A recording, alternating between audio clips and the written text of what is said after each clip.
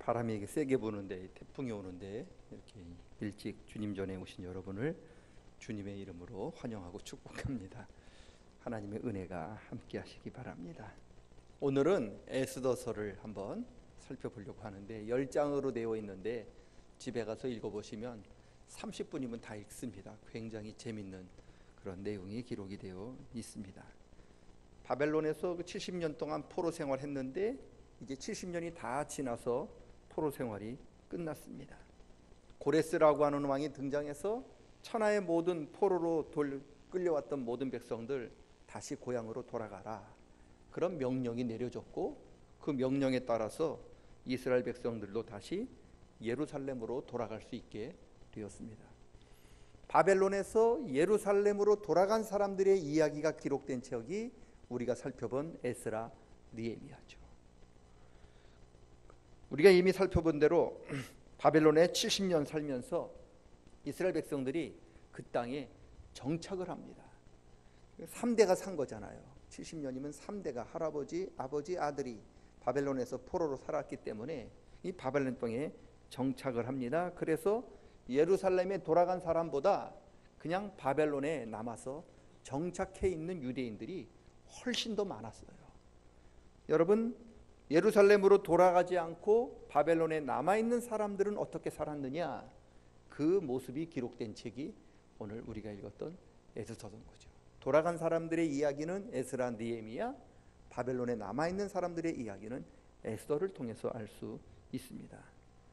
여러분, 예루살렘으로 다시 돌아가서 무너진 성전을 건축하고 무너진 도시를 세우는 일, 굉장히 힘들고 어려운 일입니다. 성전을 지을 때 성전 짓지 못하도록 주위에 수없이 많은 이방인들이 방해하고 심지어 목숨을 위협해서 느헤미야 같은 사람은 성전 지을 때, 그리고 도시를 쌓을 때 한 손에는 벽돌, 한 손에는 칼을 들고 그렇게 건축을 해야 했을 정도로 위험한 상황이었습니다. 성전 짓지 못하도록 끊임없이 방해했습니다. 이스라엘 백성들 하나님 백성으로 살지 못하도록, 예배하지 못하도록 방해했고, 하나님 말씀대로 살지 못하도록 끊임없이 방해하고 위협했고, 그런 이방인들과 싸우면서 하나님의 그 전을 지어야 했던 그런 사람들이 예루살렘에 돌아간 사람들입니다. 반면에 예루살렘으로 돌아가지 못했지만 바벨론에서, 이방 땅에서 하나님 백성답게 사는 것도 쉬운 일이 아니었습니다. 유대인이기 때문에, 하나님 백성이기 때문에 받아야 하는 미움이 있어요. 다른 이유는 없는 거예요. 그저 유대인, 다른 이유는 없어요. 그저 하나님 백성이라고 하는 이유 때문에 미움받고, 예수 믿는다고 하는 이유 때문에 남한테 손가락질 당하고, 예수 믿는다고 하는 이유 하나 때문에 남한테 핍박받고 박해받는 일들이 우리가 있습니다. 그거 극복하는 일이 쉽지 않습니다. 우리가 했던 에스더서는 우리가 이 세상에 살면서 단지 하나님 백성이라고 하는 그 이유 하나 때문에 받아야 했던 미움, 하나님 백성이기 때문에 받아야 했던 고난에 대해서 말씀하고 있는 책이 에스더예요. 예전에 말씀드렸듯이 이스라엘 12지파 중에서 10지파가 아수르의 혼합 정책에 의해서 역사에서, 하나님 말씀에서 사라졌고요. 이제는 유다지파만 남았어요. 그래서 유다지파 사람이라고 하는 뜻의 유대인들이라고 하는 말이 등장하게 됐는데, 에스더서를 읽어보면 이스라엘이라고 하는 말이 없어요. 유다인이라는 말이 등장합니다. 왜요? 10지파가 사라진 거죠. 그래서 오늘도 읽어보면 유다인이라고 하는 말이 에스더에 등장하는데, 이것은 곧 이스라엘을 가리키는 말입니다. 에스더를 읽어보면 에스더 외에 중요한 두 사람이 등장하는데, 한 사람은 에스더의 삼촌이었던 모르드게입니다. 그리고 또 다른 한 사람은 이스라엘 백성을 대적하는 원수 하만입니다. 하만이라는 사람은 바사라가는 왕국 중에서 왕 다음가는 아주 막강한 권력을 가진 사람인데, 함부다다가 아버지고, 그거 보면은 아각 사람이라고 에스더 3장에 기록이 되어 있는데, 아각은 어떤 뜻이냐? 아말렉 사람이라는 뜻입니다. 아말렉. 여러분, 아말렉이 어떤 민족이냐? 이스라엘 백성들이 출애굽하잖아요. 광야를 지날 때 이스라엘 백성들을 뒤에서 공격한 그런 민족이 바로 아말렉입니다. 이스라엘 백성들이 가나안 땅 지나가서 가나안 땅에 들어갈 때 가나안 땅에 들어가지 못하도록 뒤에서 붙들고 늘어지고 그들을 괴롭혔던 민족이 바로 아말렉이죠.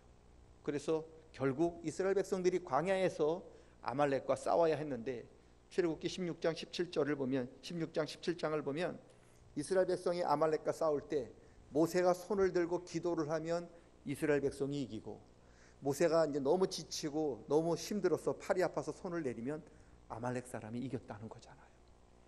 그래서 어떡합니까?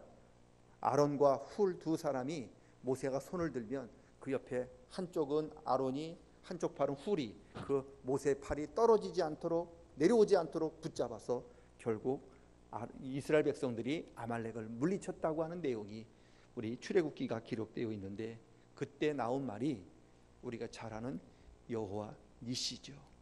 하나님은 우리의 깃발, 하나님께서 우리로 하여금 이기게 하시는 분이라고 하는 그 말씀이 등장하게 됩니다. 여러분, 하나님께서는요, 아말렉 백성들이 이스라엘 백성들에게 행한 악한 일을 잊지 않고 기억하십니다. 그래서 말씀하십니다. 아말렉 사람은 영원히 나의 회중에, 이스라엘 회종 중에 들어오지 못한다. 못 들어오게 해라. 그들은 결코 내 백성이 될 수 없다. 그렇게 하나님이 말씀하셨습니다. 여러분, 이게 아말렉입니다. 이스라엘 백성들로 하여금 하나님 백성답게 살지 못하도록 가장 크게 방해하고 가장 크게 걸림돌이 되었던 그런 민족이 아말렉이었어요. 이 역사가 끝이 없이 이어집니다. 이스라엘 첫 번째 왕이 사울인데, 여러분, 사울이 행한 범죄, 사울이 죄를 짓기 시작한 그 가장 첫 번째 출발점이 뭐냐? 아말렉이에요.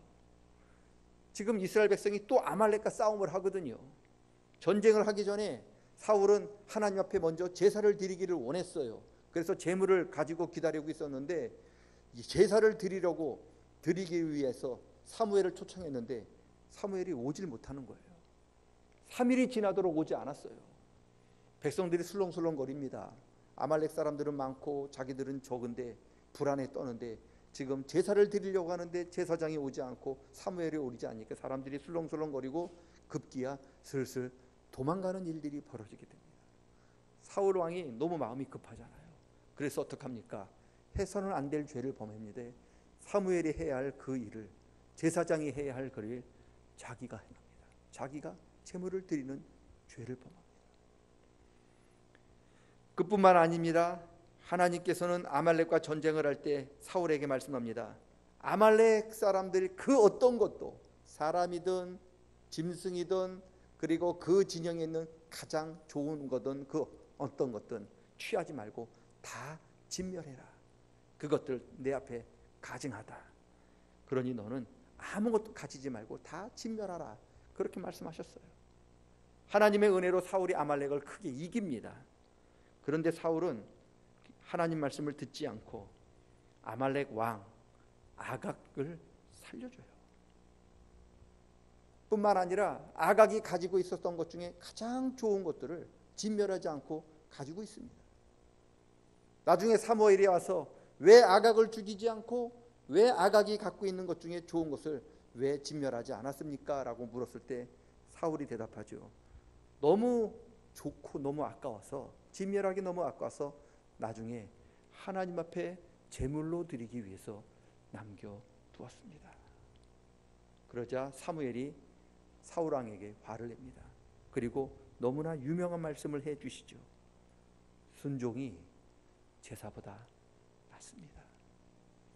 그리고 하나님 말씀을 듣고 순종하는 것이 천천만만 수양의 제물을 드리는 것보다 더 낫습니다. 하고는 옷을 털고 사울을 떠나갑니다. 여러분, 사울 왕은 하나님이 원수처럼 여기는 아말렉 사람을, 그 아각을 자기 친구처럼 여겼습니다. 여러분, 이것이 사울이 하나님 앞에 범죄하기 시작한 출발점이었고요, 결국 이것을 시작을 해서 하나님이 사울에게서 떠나게 되었고, 결국 이 때문에 나중에 사울은 망하게 되었습니다. 여러분, 사울 왕이 살려주었던 아말렉 왕이었던 아각, 그 아각의 후손이 오늘 에스더에 등장하는 하만의 조상이에요. 하만은 자기 조상의 뒤를 따라서 하나님 백성을 진멸하기 위해요 노력했던 하나님의 원수입니다. 출애굽부터 시작해서 사울에게 이어지고 그 이야기가 오늘 에스더에까지 이어지는 것들을 오늘 우리가 보게 되는 겁니다. 성경은 우리가 이 세상에서 하나님 백성으로 살 때 하나님 백성이기 때문에 하나님 앞에 은혜를 받게 되고 하나님의 복을 받고 살아가게 되지만, 또한 하나님 백성이기 때문에 세상으로부터 고난을 받고 세상으로부터 미움을 당한다고 말씀하고 있습니다. 왜요? 하나님 백성이기 때문에 그런 거죠. 예수님께서 제자들에게 말씀하시잖아요. 세상에서 너희가 미움을 받고 환난을 당하나 담대하라, 내가 세상을 이기었다, 그렇게 말씀합니다. 여러분, 왜 예수님의 제자들이 세상으로부터 미움을 받느냐? 예수님의 제자기 때문에 그렇죠. 예수님이 믿기 때문에 예수님의 뒤를 따르는 제자들도 미운 거예요. 예수님이 믿기 때문에 예수님의 제자들도 미워했어요.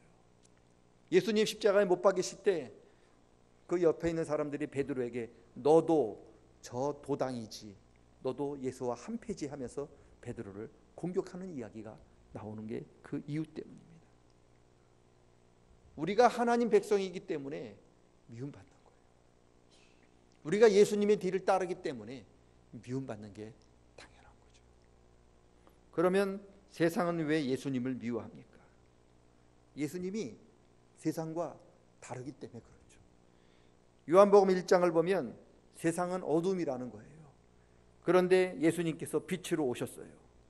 빛으로 예수님께 이 땅에 오니까 어떤 일이 벌어집니까? 어둠 속에서 벌어지는 온갖 더럽고 추악하고 악한 일들이 다 드러나게 되었다는 거예요. 감추고 싶었던 일, 숨기고 싶었던 일들이 빛으로 오신 예수님 때문에 다 낱낱하게 드러나게 되었다는 거죠. 그래서 어둠들이 빛을 미워하는 거죠. 우리도 마찬가지잖아요. 사람들마다 누구든지 다 감추고 다 숨기고 싶은, 남에게 말 못한 일들을 다 하나씩 두 개씩은 가지고 있습니다. 그런데 누군가가 내가 가장 감추고 싶었던, 내가 가장 부끄럽게 여겼던 그 일들을 다른 사람들에게 다 까발리고 다 드러나게 한다면, 그래서 나의 부끄러운 모습들이 다 드러내게 된다면 여러분, 그 사람 좋아하겠습니까? 아니죠. 죽이고 싶죠. 굉장히 미워하죠. 바로 그런 거예요. 여러분, 이처럼 어두운 세상에 빛이신 예수님이 오신 거예요. 그래서 어둠에 행했던 모든 일들이 다 드러나게 된 거죠. 그래서 어두운 힘이 빛이신 예수님을 좋아하지 못하는 거예요. 미워할 수 없게 되는 거죠. 여러분, 세상과 어두움과 빛이 서로 공존할 수 없는 거죠. 빛은 어두움과 할 수 없어요. 같이 할 수 없어요. 빛이 오면 그래서 어두움은 도망가게 되고요, 빛이 사라지면 어두움이 찾아오게 되는 거죠. 바로 그것 때문에 세상이 예수님을 미워하는 거죠. 왜 예수님께서 저와 여러분을 세상의 빛이라고 선포했느냐? 너희는 어두움과 함께 갈 수 없는 존재라는 거예요. 빛이 있는데 어둠이 있다. 그 빛은 가짜예요. 여러분, 깜깜하잖아요. 불 켜면 바로 어둠이 도망가요. 그리고 빛이 꺼지면 바로 어둠이 찾아오는 거죠. 빛이냐 어두움이냐 둘 중에 하나가 있는 거지, 빛이 있는데 어두움도 같이 있다, 그 빛은 거짓말인 거죠. 여러분, 빛이 있으면 반드시 어두움은 물러가게 됩니다. 예수님께서는 나는 세상의 빛이다 라고 선포하셨고, 그리고 우리를 향하여 너희는 세상의 빛이라고 선포하셨어요. 이게 무슨 뜻입니까? 너는 세상과는 다른 존재다 말씀입니다. 어두움 때문에 빛인 우리가 고난받는 게 당연합니다. 빛임에도 불구하고 오히려 어둠한테 사랑받고, 빛임에도 불구하고 어둠한테 인정받고, 빛임에도 불구하고 어둠이 우리와 함께 한다면 여러분, 이것은 더 이상 빛이 아닙니다. 사울이 왜 문제입니까? 사울은 빛이에요. 빛의 자녀로 하나님 앞에 부름받은 왕입니다. 아말렉은 하나님의 원수인 어두움입니다. 그런데 빛과 어둠이, 사울과 아각은 함께 할 수 없었습니다.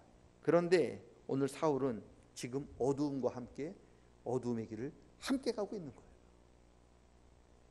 하나님의 어둠을 진멸하라 그랬거든요. 그들과 함께 할 수 없다고 말씀했는데 지금 사울은 그들과 함께 갈 수 있다고 그를 친구처럼 여겨온 거죠. 이게 죄의 시작이었어요. 그게 사울이 망하게 된 원인입니다. 결국 사울은 자기 빛을 잃고 결국 어둠의 길을 걷다가 망하게 된 거죠.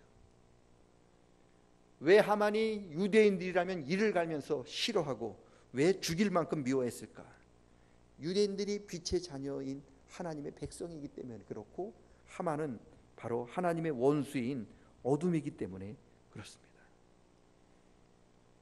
에스더는 빛의 자녀인 우리들이 이 세상을 살아갈 때 항상 은혜만 받고, 항상 복만 받고, 항상 잘되고, 항상 형통한 길만 걷는 것에 아님을 말씀하고 있어요. 오히려 우리가 빛의 자녀이기 때문에 어두움으로부터 미움받기도 하고, 어두움으로부터 고난받기도 하고, 어두움으로부터 환난을 당할 수 있다고 하는 것을 말씀하고 있는 거죠. 에스더는 하나님 백성이기 때문에 너희가 세상에서 고난당하고 세상에서 미움당하고 세상에서 환난 당한다면 어떻게 하겠느냐 묻잖아요. 환난받기 싫어서, 미움받기 싫어서, 빛의 자녀 살기 싫어서 어두움과 타협하고 어두움과 동화되면서 너 살아갈래? 라고 묻는 거예요. 아니면 하나님 백성으로 사는 것 포기할래? 묻는 거죠. 아니면 죽으면 죽으리라 하는 마음으로 더 하나님께 가까이 나아갈래? 그렇게 묻는 거예요. 고난 피하기 싫어서 어두움과 동화되면서 하나님 백성 그 길을 포기하고 세상 사람처럼 살아갈래? 아니면 하나님 백성답게 죽으면 죽겠다고 하는 마음으로 하나님 앞에 더 가까이 나아갈래? 그렇게 우리에게 묻고 있는 겁니다. 바울 사도가 디모데에게 말씀하고 있습니다. 누구든지 이 세상에서 하나님 백성답게 경건하게 살고자 한다면 그는 반드시 고난과 환난을 당해야 할 것이다. 여러분, 그러면서 너는 세상의 빛이요 하나님 백성이기 때문에 세상에서 당하는 환난과 고난을 이상하게 여기거나 그리고 그것을 두려워하지 말고 오히려 담대하게 하나님 앞에 나아가라. 그게 디모데 전서 후서의 주제입니다. 예수님께서 말씀하신 것처럼 저와 여러분 하나님의 빛입니다. 저와 여러분이 하나님의 빛이심을 믿을 수 있기를 축원합니다. 우리가 하나님의 백성임을 믿을 수 있기를 축원합니다. 세상의 빛이고 우리가 하나님의 백성이라면 어둠이 우리를 미워하고 어둠이 우리가 증오하고 우리를 박해해도 낙심하거나 두려워하지 마십시오. 어둠이 빛을 미워하는 거 당연합니다. 주님께서 내가 세상을 이겼노라 그렇게 말씀해 주셨습니다. 그리고 세상을 이기신 주님께서 내가 세상 끝날까지 너희와 항상 함께 하겠다고 약속해 주셨습니다. 미움이 심하고 고난이 심할 때 어두움과 타협하는 것이 아니라 에스더처럼 죽으면 죽으리라 하는 마음으로 하나님 앞에 나아갈 때 하나님의 놀라운 은혜가 우리에게 임하게 될 줄로 믿습니다. 지금이 말세거든요. 말세이기 때문에 이 세상에서 빛으로, 이 세상에서 하나님 백성으로 살아가는 게 굉장히 힘들거든요. 왜요? 어둠이 너무 짙어요. 말세가 뭡니까? 어둠의 시대라는 게 아닙니까? 이 어두운 때에 빛의 자녀로서 이 어두운 때에 하나님 백성으로 살기가 굉장히 어렵습니다. 우리 힘으로 살 수 없습니다. 우리 힘으로 감당 못합니다. 그래서 우리는 하나님의 은혜가 필요한 거죠. 주님 말씀하시잖아요. 때를 따라 돕는 은혜를 얻기 위하여 은혜의 보좌 앞에 담대히 나오라. 주님이 길을 열어주신 거죠. 에스더가 그 백성 살리기 위하여 왕 앞에, 왕의 보좌 앞에 담대히 나아갔던 것처럼 오늘 하나님께서 이 어둠의 세대에서 우리가 하나님 백성답게 살아갈 수 있는 새 힘을 얻기 위하여 너희는 내게로 와야 된다. 내가 길을 열어놨다라고 말씀하고 계십니다. 은혜의 보좌 앞으로 나아오도록 우리를 부르시는 그런 주님에게 날마다 가까이 나아갈 수 있기를 축원합니다. 그러면 잃었던 빛이 다시 회복되고 잃었던 능력들이 다시 회복이 되고 낙심됐던 우리들이 새 힘을 얻게 될 줄로 믿습니다. 우리는 세상의 빛이요 하나님의 백성입니다. 힘들고 어려울 때 어두움과 타협하여 어둠의 길을 걷는 것이 아니라 오히려 죽으면 죽으리라 하는 마음으로 하나님 앞에 더 담대히 나아가는 우리 모든 성도님들 다 되시기를 주님의 이름으로 간절히 축원합니다. 하나님의 은혜가 우리 모두와 함께 하시기를 축원합니다. 하나님 아버지, 우리는 세상의 빛이요 우리는 하나님의 백성입니다. 말세이기 때문에 비친 우리들이 세상 어두움으로부터 미움당하고 고난당하게 되었습니다. 이를 이상하게 여기지 않도록 도와주시고 오히려 이때에 죽으면 죽으리라 하며 왕의 보좌 앞에 나아갔던 에스더와처럼 은혜의 보좌 앞에 담대히 나아오라고 부르시는, 우리를 부르시는 주님의 음성을 듣고 주님 앞에 나아가는 우리 모두가 될 수 있도록 도와주시옵소서. 어둠에 물들지 않도록 도와주시고 오히려 빛이신 주님의 그 힘을 힘입어 주님의 길을 따라갈 수 있는 저희들 되게 도와주시옵소서. 예수님의 이름으로 기도드리옵나이다. 아멘.